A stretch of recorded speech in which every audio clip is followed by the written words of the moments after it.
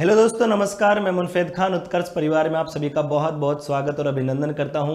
आज मैं आप लोगों के लिए एक बहुत बड़ी खुशखबरी लेकर आया हूं दोस्तों। जिन लोगों का सपना ऑफिसर बनना है, देश की सेवा करना है, उनके लिए ऑफिसर बनने का एक सुनहरा अवसर, एक बिल्कुल डायरेक्ट रिक्रूटमेंट CSIR के थ्रू आया है। SO और ASO पोस्ट के बारे में हम लोग बात करेंगे दोस्तों।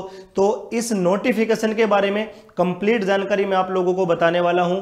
क्या क्या आपका सिलेबस रहने वाला है, क्या क्या आपका पे स्केल रहने वाला है, क्या आपकी योग्यता रहने वाली है, क्या आपका एज क्राइटेरिया रहने वाला है और क्या आपका कंप्लीट सिलेबस रहने वाला है। इन सारी चीजों के बारे में बिल्कुल डिटेल में हम लोग डिस्कशन करेंगे। क्या ये पोस्ट हैं, क्या ये चीजें होती हैं, कितनी वैकेंसी कहां पर आई हुई है, हर चीज के बारे में बिल्कुल डिटेल में हम लोग यहां पे बात करेंगे। तो चलिए दोस्तों, शुरू करते हैं इस वीडियो में और अगले 10 से 15 मिनट आप मेरे साथ बने रहना। इस नोटिफिकेशन की सारी संपूर्ण जानकारी आप लोगों को मिलने वाली है। और मैं बता देना चाहता हूं कि जितने भी भाई बहन SSC CGL की तैयारी कर रहे हैं, उनके लिए नोटिफिकेशन बहुत ही ज्यादा खास होने वाला है। और ये क्यों होने वाला है, ये आपको आने वाले कुछ समय में पता चल जाएगा। दोस्तों, मैं बता देना चाहता हूं, सारा खेल सिलेबस का है। जो आप SSC CGL की तैयारी कर रहे हो, आपका सपना भी ऑफिसर बनना है, तो क्यों ना उससे पहले जो एग्जाम हो रहा है उसमें हम अपने इस सपने को साकार करके दिखाएं। तो चलिए दोस्तों, मैं आपको बताने वाला हूं बिल्कुल क्रम से सारी जानकारी इस नोटिफिकेशन के बारे में। क्या क्या चीजें हैं, क्या क्या नहीं है, कैसे आपको फॉर्म अप्लाई करना है, कब से स्टार्ट है और कब तक आप भर सकते हो, सारी जानकारी बताने वाला हूं। तो चलिए दोस्तों, शुरुआत करते हैं वीडियो की। सबसे पहले मैं आपको बताना चाहूंगा, ये हमारी जो भर्ती है दोस्तों, ये CASE के थ्रू होने वाली है, कंबाइंड एडमिनिस्ट्रेटिव सर्विसेज एग्जामिनेशन। मैं आपको बताऊंगा दोस्तों कि इन दो पोस्टों पे जो हम भर्ती हो रही है, इन दो पोस्टों की जो हम लोग बात कर रहे हैं, SO यानी कि सेक्शन ऑफिसर और ASO यानी कि असिस्टेंट सेक्शन ऑफिसर। तो ये जो नोटिफिकेशन आया था, तो इसका जो स्टार्टिंग डेट था फॉर्म का, एग्जाम का, जो आपका फॉर्म भरने का स्टार्टिंग डेट था दोस्तों, वो था आपका 8 दिसंबर 2023। 8 दिसंबर से आप शाम को 5 बजे से फॉर्म भर सकते थे। और ये कब तक आप भर सकते हो दोस्तों, ये आप 12 जनवरी 2024 तक भर सकते हो। 8 दिसंबर से 12 जनवरी तक भर सकते हो। हालांकि लिखा हुआ है कि एग्जाम का जो एप्लीकेशन फी है वो आप 14 तारीख तक भर सकते हो। बट हमें ऐसा क्यों करना, हम 12 जनवरी तक भी नहीं जाएंगे, हम 1 जनवरी से पहले ही हमारा फॉर्म फिलअप करेंगे और अपनी प्रिपरेशन तैयार स्टार्ट करेंगे दोस्तों, ठीक है। तो इतना लेट आपको नहीं होना है। बाद में आपको पता है साइट का भी इशू हो जाता है, कई सारे इश्यूज बाद में हो जाते हैं, तो इतना वेट हम लोगों को नहीं करना है, ठीक है। तो आप बिल्कुल, मैं कहता हूं कि दिसंबर के एंड से पहले ही आप ये फॉर्म अप्लाई कर दोगे। कैसे फॉर्म भरा जाना है, सारी जानकारी मैं आप लोगों को बताऊंगा दोस्तों। सबसे पहले मैं ये बता देना चाहता हूं कि जो टेंटेटिव डेट आपको दिया हुआ है स्टेज फर्स्ट एग्जामिनेशन का, ये एग्जामिनेशन 3 स्टेज में होता है। मैं बारी बारी से आप लोगों को सारी कहानी बताऊंगा। तो जो यानी कि जो प्री का एग्जामिनेशन, एक तरीके से मैं ये कह सकता हूं, जो स्टेज फर्स्ट का एग्जामिनेशन है दोस्तों, वो फरवरी 2024 में इन्होंने दिया हुआ है। यानी कि आपके पास ज्यादा समय नहीं है, बिल्कुल भी ज्यादा समय आप लोगों के पास नहीं है। ऑलमोस्ट आप 60 डेज का समय मान लीजिए। तो कैसे 60 डेज की हमारी स्ट्रेटेजी रहने वाली है, इसके बारे में भी हम लोग बात करेंगे। एक कंप्लीट स्ट्रेटेजी वीडियो में आप लोगों के सामने लेकर आऊंगा कि कैसे कम समय में आप लोगों को आपकी बेहतरीन तैयारी पूरी करनी है। तो दोस्तों, बहुत कम समय है, इसीलिए मैं कह रहा हूं कि सीजल वाले बंदे के लिए बहुत खास होने वाला है, क्योंकि आप अपनी तैयारी काफी समय से कर रहे हो, या जिसने शुरुआत भी की है तो इसके माध्यम से आपकी पढ़ाई आप शुरू कर सकते हो। क्योंकि कई बार पढ़ने के लिए एग्जाम का होना भी सर पे बहुत जरूरी है, नहीं तो हमारा पढ़ने का मन नहीं करता है। तो चलिए भाई, और बताना चाहूंगा कि स्टेज सेकंड का एग्जामिनेशन है वो अभी नोटिफाई नहीं हुआ है, तो वो नोटिफिकेशन आ जाएगा CSIR की वेबसाइट पे, वो नोटिफिकेशन आ जाएगा। और इसी प्रकार जो आपके स्टेज थर्ड यानी कि जो आप स्टेज सेकंड पास करोगे, तो उसके बाद यहाँ पे कुछ और भी चीजें हैं, इंटरव्यू है, CPT वगैरह है, तो उसका भी अभी नोटिफाई नहीं हुआ है, ठीक है भाई। तो चलिए भाई, आगे हम लोग बढ़ते हैं। सबसे पहले CSIR होता क्या है, तो दोस्तों आप लोगों को पता होना चाहिए, council of scientific and industrial research, CSIR, इसकी स्थापना 1942 में हुई थी। तो इसके बारे में हमें ज्यादा जानकारी नहीं रखनी है, बस इतना है कि भाई ये वेबसाइट जो है, इसके थ्रू हम लोगों को फॉर्म भरना पड़ेगा। जो यहाँ पे ये वेबसाइट दी हुई है, इसके थ्रू, इसी वेबसाइट पे हमको फॉर्म अप्लाई करना पड़ेगा। अलग से किसी वेबसाइट पे हम लोग फॉर्म अप्लाई नहीं कर सकते हैं, ठीक है भाई। तो सबसे पहले मैं आप लोगों को बताना चाहूंगा पोस्ट के बारे में, डिटेल वैकेंसियों के बारे में, कि भाई कितनी कितनी वैकेंसी हैं और कौन कौन से डिपार्टमेंट में कितनी कितनी आई हैं। तो चलो मैं बताना चाहूंगा। देखो भाई, सबसे पहले भाई सेक्शन ऑफिसर के लिए सेक्शन ऑफिसर की यहाँ पे टोटल 76 है, टोटल 76 है, और असिस्टेंट सेक्शन ऑफिसर की 368 है, और टोटल की अगर मैं बात करूं तो 444 वैकेंसियों के लिए ये नोटिफिकेशन जारी हुआ है। तो सेक्शन ऑफिसर के लिए 76 पोस्ट है। यहां पे मैं आपको बताना चाहूंगा जनरल है दोस्तों, ठीक है भाई। उसके बाद फाइनेंस एंड अकाउंट्स है और सेल एंड परचेज है। इसका ये मतलब होता है दोस्तों, जनरल में आप अप्लाई कर सकते हो, फाइनेंस एंड अकाउंट में आप अप्लाई कर सकते हो, सेल एंड परचेज में आप अप्लाई कर सकते हो। वैकेंसी कोड आप लोगों के सामने दिया हुआ है। इस पे देखो सबसे पहली बात कि भाई लेवल क्या है, पे स्केल क्या है आप लोगों का। तो इस पोस्ट का लेवल 8 है दोस्तों। 8 लेवल के हिसाब से आपका पे स्केल रहने वाला है, यानी कि लगभग 47,600 से आपकी सैलरी स्टार्ट होने वाली है और वो 1.5 लाख रुपए तक जाने वाली है। लेकिन सुनो, ये बेसिक पे है, ये बेसिक पे है। इसके अलावा टीए, डीए, एचआरए वगैरह बहुत सारी चीजें आप लोगों को मिलने वाली है। यानी कि मैं बात करूं ना तो कम से कम 80 के आपकी इन हैंड सैलरी रहने वाली है।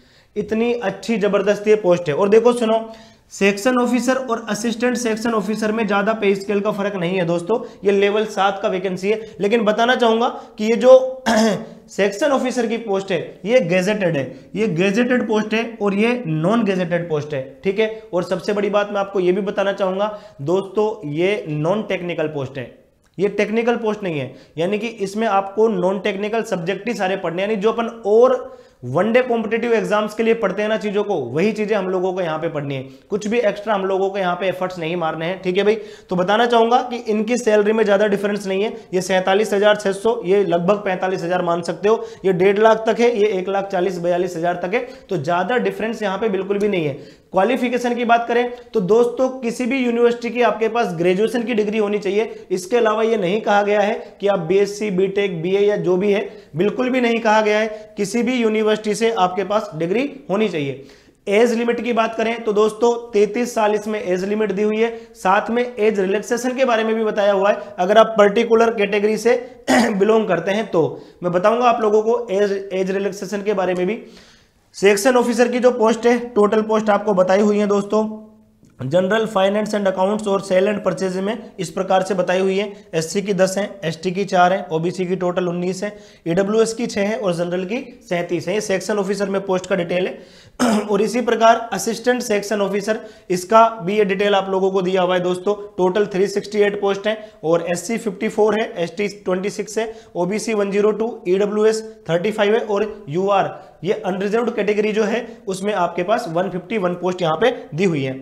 इसके अलावा मैं आप लोगों को बताना चाहूंगा कि ये बताया हुआ है भाई 76 और 368 टोटल पोस्ट कितनी है। इनके अलावा देखो जैसे ब्लाइंडनेस, कलर विजन वगैरह है, डीफ है, हार्ड ऑफ हियरिंग है, मतलब थोड़ा कम सुनाई देता है, कम दिखाई देता है, और मतलब कोई भी फिजिकल डिसेबिलिटी है तो उसके लिए अलग अलग से इन्होंने 5, 5 और 4 इस हिसाब से पोस्ट दी हुई है यहाँ पे। और एप्लीकेशन फी की अगर मैं बात करूं आप लोगों के सामने दोस्तों, तो एप्लीकेशन फी जो है वो जनरल ओबीसी के लिए आपकी 500 रुपए है। और इसके अलावा अगर आप वुमन है, एससी एसटी है, पीडब्ल्यू बीडी है, एक्स सर्विसमैन है, तो इसके लिए आपको कोई फीस पे करने की आवश्यकता नहीं है। ये एप्लीकेशन फी की बात मैं कर लेता हूं। एज रिलैक्सेशन की अगर बात करें तो जैसा कि बताया हुआ है, एससी एसटी के लिए 5 साल का एज रिलैक्सेशन होने वाला है, ओबीसी के लिए 3 साल का होने वाला है। इसके अलावा अनरिजर्व्ड कैटेगरी पीडब्ल्यूबीडी में 10 इयर्स है। और एक्स सर्विसमैन की अगर बात करें तो सर्विस होने के बाद 3 साल बाद तक आप इस फॉर्म को अप्लाई कर सकते हो। जैसे आपकी सर्विस पूरी हुई उसके 3 साल बाद तक भी आप इस फॉर्म को अप्लाई कर सकते हो। और अगर कोई CSIR का ऑलरेडी एम्प्लॉई है तो वो 5 साल का एज रिलैक्सेशन उसको मिल रहा है, ठीक है भाई। इसके अलावा हम आगे बात करेंगे दोस्तों इसके बारे में, नोटिफिकेशन में और क्या महत्वपूर्ण जानकारी है। तो सबसे पहले जो सबसे मोस्ट इंपोर्टेंट जानकारी है वो है हमारा एग्जाम पैटर्न, कि भाई किस हिसाब से हमारा एग्जाम होगा। तो मैं आपको बताना चाहूंगा दोस्तों, 3 स्टेज में आपका एग्जाम होने वाला है। पेपर फर्स्ट, पेपर सेकंड और पेपर थर्ड। पेपर फर्स्ट क्या होगा? पेपर फर्स्ट आपका 150 मार्क्स का होगा, 150 सवाल आएंगे, हर एक सवाल 1 नंबर का होगा, 1/3 का नेगेटिव भी होगा, ठीक है। और इसके लिए आपको 2 घंटे मिलेंगे। और पेपर फर्स्ट में आपसे क्या क्या पूछा जाएगा मैं बता देना चाहता हूं भाई। General awareness and English language, general awareness GK के 100 सवाल आपके सामने आएंगे दोस्तों। 0.33 नेगेटिव मार्किंग यानी 1/3 आपका नेगेटिव मार्किंग यहां पे होने वाला है। और इंग्लिश के 50 सवाल यहां पे आएंगे दोस्तों। डिटेल सिलेबस भी मैं बताऊंगा कि जीके में क्या क्या पूछा जाएगा, इंग्लिश में क्या क्या पूछा जाएगा। पेपर सेकंड जो होगा आपका जनरल इंटेलिजेंस यानी कि रीजनिंग, मेंटल एबिलिटी, इसमें कंप्लीट आ गया है। यहां पे हालांकि आपको देख के लग रहा होगा कि केवल रीजनिंग के 200 क्वेश्चन पूछे जाएंगे, 2.5 घंटे का समय मिलेगा, बट ऐसा नहीं है। इन 200 क्वेश्चन में किस सब्जेक्ट से कितने कितने क्वेश्चन पूछे जाएंगे मैं डिटेल में आप लोगों को बात बताऊंगा। और इसके अलावा इसमें लास्ट में डेस्क्रिप्टिव पेपर होगा जो आप इंग्लिश और हिंदी में दे सकते हैं। इसमें क्या आएगा, एसे, प्रेसाइज राइटिंग, लेटर राइटिंग। ये आपके पास लेटर या एप्लीकेशन में से कोई एक चीज आएगी। ये 150 मार्क्स का आप लोगों का होने वाला है। तो मैं बता देना चाहता हूं कि यहां पे 2 ऐसे आप लोगों से पूछे जाएंगे 50-50 नंबर के, 100 नंबर का ऐसा आएगा। प्रेसाइज राइटिंग आएगा आपका 30 नंबर का और 20 नंबर का आपका एप्लीकेशन राइटिंग आएगा। इस प्रकार से 150 नंबर का मैटर आप लोगों के सामने है, ठीक है भाई। इसके अलावा जैसे भाई असिस्टेंट सेक्शन ऑफिसर की जो पोस्ट है, सेक्शन ऑफिसर के लिए सीपीटी टेस्ट यहां पे नहीं लगेगा, कंप्यूटर एफिशिएंसी जो टेस्ट होता है, लेकिन असिस्टेंट सेक्शन ऑफिसर के लिए आपका लास्ट में दोस्तों कंप्यूटर प्रोफिशिएंसी टेस्ट होगा, सीपीटी होगा। ये आप लोगों को क्वालिफाई करना पड़ेगा, ये ओनली क्वालिफाई है, इसके मार्क्स ऐड नहीं होंगे, ये मैं आप लोगों को बता दूं, ठीक है भाई। चलिए भाई आगे हम बात करते हैं दोस्तों कि भाई ये सेक्शन ऑफिसर के लिए आपको इन 3 स्टेज से गुजरना पड़ेगा। असिस्टेंट सेक्शन ऑफिसर के लिए इन स्टेज से गुजरना पड़ेगा।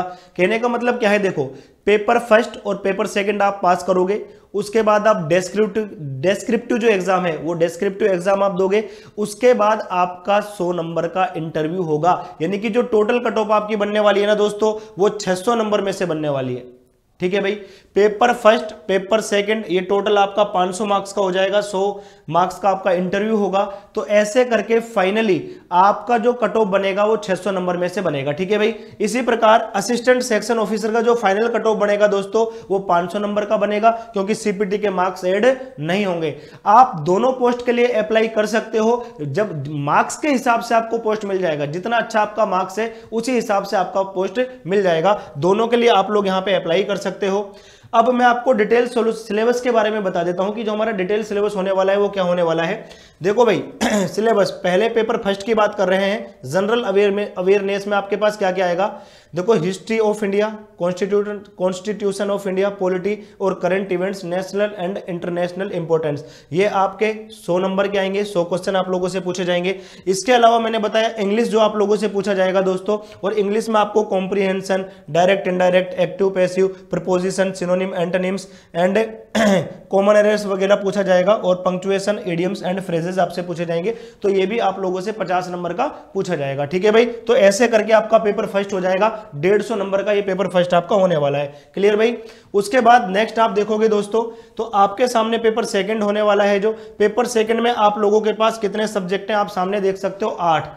प्रत्येक से 25-25 सवाल आपसे पूछे जाएंगे। 200 नंबर का ये पेपर आप लोगों का होने वाला है। तो देखो भाई इसमें रीजनिंग आएगा 25 क्वेश्चन, इसमें अर्थमेटिक मैथ्स आएगा 25 क्वेश्चन का, इसका भी डिटेल सिलेबस जारी किया गया है। और जनरल साइंस आएगा 25 क्वेश्चन का, इकोनॉमिक्स वगैरह आएंगे, यहाँ पे सारी चीजें आपको डिटेल में यहाँ पे दी हुई है। और एथिक्स भी आएगा, इंटीग्रिटी एंड एप्टीट्यूड आएगा, और decision making and problem solving चीजें पूछी जाएंगी। और मैनेजमेंट प्रिंसिपल एंड प्रैक्टिसेज आपसे पूछे जाएंगे। नेशनल ज्योग्राफी के भी 25 क्वेश्चन आपके सामने आएंगे, ठीक है भाई। उसके अलावा मैंने बताया कि जैसा कि इंग्लिश में 2 ऐसे पूछे जाएंगे 50-50 नंबर के, 100 मार्क्स का ये सेशन रहने वाला है। प्रेसाइज राइटिंग आएगा 30 मार्क्स का, और लेटर राइटिंग या एप्लीकेशन राइटिंग में से कोई एक चीज आएगी आपके पास 20 नंबर की, ठीक है भाई। आंसर की इवोल्यूशन का मतलब जैसे आपकी आंसर की आएगी, अगर आपको लगता है कि कोई क्वेश्चन में कोई गड़बड़ हुआ है तो आप उस क्वेश्चन का रेज लगा सकते हो, वापस से 100 रुपए एक क्वेश्चन के आपके लगेंगे, आप वापस से उस क्वेश्चन पे डाल सकते हो, रिट वगैरह आप लगा सकते हो। उसके बाद देखो दोस्तों सेक्शन ऑफिसर के लिए मैंने आप लोगों को बता ही दिया है, डेट ऑफ बर्थ वगैरह सारी चीजें ऑलरेडी। देखो भाई अप्लाई कैसे कर सकते हैं, तो मैं आपको बता दूं कि भाई ये वेबसाइट आप लोगों को दी हुई है, इसी वेबसाइट के थ्रू आप इस फॉर्म को अप्लाई कर सकते हो। इसके अलावा दोस्तों देखो डिटेल पूरा गाइडलाइन यहाँ पे दिया हुआ है भाई, 50 KB से कम का फोटो वगैरह है, ये गाइडलाइन आप देख सकते हैं।